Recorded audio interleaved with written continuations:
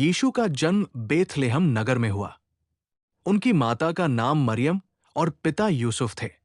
कहा जाता है कि यीशु ईश्वर के पुत्र थे और उनका जन्म मानवता को सही मार्ग दिखाने के लिए हुआ था। बचपन से ही यीशु दयालु, सरल और बुद्धिमान थे। वे लोगों से प्रेम करते थे और सदा सत्य का साथ देते थे। जब यीशु बड़े हुए तो उन्होंने लोगों को ईश्वर का संदेश देना शुरू किया। वे कहते थे कि हमें एक दूसरे से प्रेम करना चाहिए, क्षमा करना चाहिए और गरीबों, बीमारों तथा दुखियों की मदद करनी चाहिए। यीशु ने कई चमत्कार भी किए। उन्होंने बीमारों को ठीक किया, भूखों को भोजन दिया और दुखी लोगों को आशा दी। यीशु की शिक्षाएं कुछ लोगों को पसंद नहीं आई। उन पर झूठे आरोप लगाए गए और उन्हें सूली पर चढ़ा दिया गया। सूली पर चढ़ते समय भी यीशु ने अपने शत्रुओं को क्षमा कर दिया। उन्होंने मानवता के लिए अपना जीवन बलिदान कर दिया। ऐसा माना जाता है कि तीसरे दिन यीशु पुनर्जीवित हो गए। उनकी कहानी हमें सिखाती है कि प्रेम, त्याग और क्षमा से ही संसार को बेहतर बनाया जा सकता है। यीशु का जन्म बेथलेहम नगर में हुआ।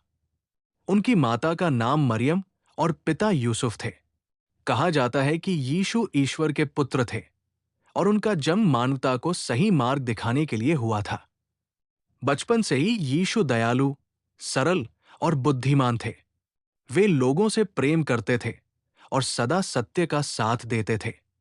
जब यीशु बड़े हुए तो उन्होंने लोगों को ईश्वर का संदेश देना शुरू किया।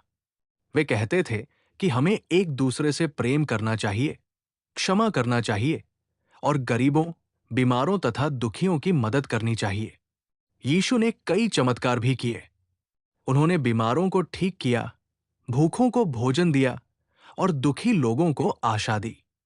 यीशु की शिक्षाएं कुछ लोगों को पसंद नहीं आई। उन पर झूठे आरोप लगाए गए और उन्हें सूली पर चढ़ा दिया गया। सूली पर चढ़ते समय भी यीशु ने अपने शत्रुओं को क्षमा कर दिया। उन्होंने मानवता के लिए अपना जीवन बलिदान कर दिया।